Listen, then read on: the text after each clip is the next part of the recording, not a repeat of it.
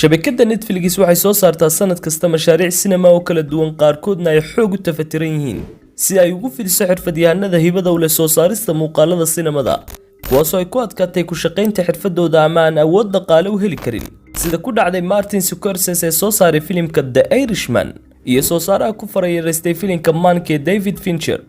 dhanka kale shabakadu waxay hindistaa u qaabaysaa filimaanta ugu shacbiyada badan si ay ugu guuleystaan malaayiin daawashooyin oo ka qabtira shirkadda inay mashaariic kala yegleesho. shabakadda Netflix waxay meel isugu ururisaa xidigaha sinemada adduunka ugu cadcad iyo kuwa dadku aadka u xiiseeyo. mashaariicdan ayaa $100 milyan kaga baxda shirkadda. bilo yarun ka hor waxaa degalka rasmiga ee Netflix lagu baahiyay filimka The Red Notice kaasoo miisaaniyadiisu xadhkaha $200 milyan goosatay waana dhaqaalihii abid ugu badnaa taariikhda ee shirkaddu ku bixiso hanti intaa leeg hal mashruuc oo kaliya. website-ka Observer ayaa ku qeexay in filimku u baahan yahay celceliska $200 milyan daawasho bisha ugu horeysa si uu u noqdo mid guuleystay. magacaygu waa Maxamed Suweydali halkanna waa Madowles TV. haddii aad nagu cusub tahay fadlan nagu soo biir. qorshe guuleystay oo fashilmay. filimka Red Notice sheekadiisu waxay ku salaysan tahay howlgal dambiyeed oo lagu soo ururinayo 3 xukun ama beed oo taariikhiga loona celiya hantidooda boqoradii Ptolemy Cleopatra. mid ka mid ah beedadku waxa uu yaalaa madxaf weyn ka kalena shufto ayuu gacanta ugu jiraa halka kan saddexaadna gebi ahaantiisba la yahay. ururinta beedkan waxa ku tartamaya 2 qabaleysato si ay u helaan hanti lagu yabaahay iyo abaalmarinta tuugga ugu wanaagsan sanadka ee xatooyada aasaarta qadiimiga ah. loolankan halista badan waxa ku soo biiraya askari uu jagadiisa matalaya Dwayne Johnson oo xariif ku ah fikradaha dambiilayaasha iyo dablaydu damacsan yihiin kaasoo garab siinaya mid ka mid ah burcaddan si uu qabto kan kale balse waxa uu ku eedeysmaya inuu ku lug leeyahay xatooyada ukuntii ugu horeysay iyadoo lagu lifaaqayo magaciisa shuftooyinka. askarigan waxa uu ku qasbanaanayaa inuu la shaqeeyo burcadda si uu u nadiifiyo magaciisa dambiga godobtiisana isaga fogeeyo.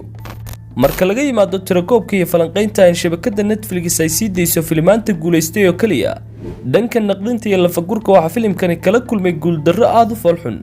qiimeyntii lagu sameeyay faallooyinkii qorayaasha oo gaadhay 114 waxa uu ka helay 39%. soo saaraha filimka Red Notice Rawson Marshall waxa uu qiray inuu ku tiirsanaa qorshe guul oo midho leh. sheekadiisana waxa uu la kaashaday lamaantii sinemada iyo jilayaasha ay bulshadu aadka u qadariso kuwaasoo kale ah xidigii iftiimiyay waayahan dambe ee Ryan Reynolds iyo Dwayne Johnson. marka lagu soo biiriyo triishada quruxda Ilaahay ku manaystay ee Gal Gadot filimku waxa uu la muuqaalaa mashruucii xadhkaha guusha goostay ee uu ku jiray isla jilaagan Ryan ee The Hitman's Bodyguard. guusha filimkan The Hitman's Bodyguard waxaa loo aaneynayaa inay ka dambeysay isfahanka xeesha dheer ee ka dhexeeyay labada jila ee Ryan iyo Samuel Jackson. sida uu soo saaraha mashruucan hindisa iskugu lifaaqay actionka iyo majaajilada ayaa indhaha daawadayaasha soo jiidatay balse filimka Red Notice waxaa gebi ahaanba ka maqnaa actionka cunfiga wata oo jamaahiir badan jeceshahay. sidoo kale labada jila uma ay suurtageleen inay isla falgalaan.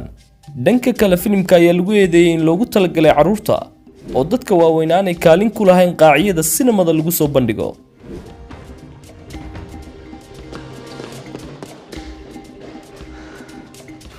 filim caruureed. filimka waxaa ka galbaday gebi ahaantiisba tiirarkii asaasiga u ahaa howlgalka cunfiga wata jilayaashana ma ay jirin waddo ku kalifaysa fulinta falal istaahila dhaqaalahan tirada badan kaasoo galaafan kara noloshooda balse qoraalka sheekada ama sinaariya ayaa iska indhatiray arrintaas si inuu ugu soo gudbiyo sheeko caruureed lagu qancinayo in bilyaneer reer Masar uu $300 milyan ku bixinayo ciddii u keenta 3 beed oo dhammaystiran ka hor arooska inantiisa ee uu bixiyay Cleopatra.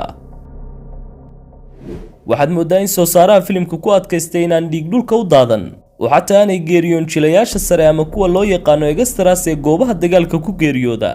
fahanka guud aad ka qaadanayso sheekada filimka iyo daawashadiisu waa kuwaan iswaafaqayn. natiijada ku soo baxdana waxay ku ekaanaysaa in filimka loo diyaariyay carruurta oo ay waalidka la daawan karaan. culimada wax ka qora sinemada adduunka ayaa ku saleeyay arrintan laba ujeedo in shakhsiyadda Dwayne Johnson laga qadariyo dhanka carruurta iyo filim kartoonkii caanka ah ee Mona kaasoo codkiisa lagu dulqabtay Chilamawi. sidoo kale filimkii ugu dambeeyay ee Jungle Cruise ee shirkadda Disney Plus oo guulo la taaban karo ka xaqiijiyay saaxadda sinemada. dhanka kale in soo saaraha oo tiigsanaya fikradda in mashaariicda loogu talagalay qoysaska iyo carruurta ay ka soo jiidasho badan yihiin kuwa bartilmaameedsanaya da' gooni ah oo muuqaallo argagax leh ku jiraan. xagga ganacsiga haddii aan eegno, Netflix ayaa laga rabaa filimkeeda Red Notice inuu helo nafaqooyin daawasho oo tiro badan, waana sida waaqicu ku qasbayo kaydinta daawashooyinkaas. hirdanka filimaanta sanadkii la soo dhaafay 2021 waxa uu filimkani kaga jiraa kaalmaha ugu horeeya dalal kala duwan, waxaana laga yaabaa inuu noqdo faraska cad ee la hinqada dhaqaalaha madasha Netflix ee hoos u dhacay waqti xaadirkan, iyadoo ay jiraan cilado farsamo iyo daawashooyin tiro badan oo ku lifaaqan guusha filimkan. haddana saadaasha filimkan ayaa laga dayrinayaa. haddiiba ay jirto aalado lagu baadigoobayo ciladaha filimaanta iyo naqshada saameynta ku yeelan karta, waxaabay ahaan lahayd mid lagaga maarmo filashooyinka khasaare ee hanaanka soo saarayaasha, balse waxaad moodaa filimkan in laga hagraday sifii uu istaahilay, soo saaruhuna inuu dabaqayay hantiraadin iyo dheef laga dayo guusha qoraalka sheekadan ee uu filimka ka dhigay. daawada haddaad ku cusubtahay kanaalkeena, fadlan nagu soo biir asxaabtaadana la wadaag.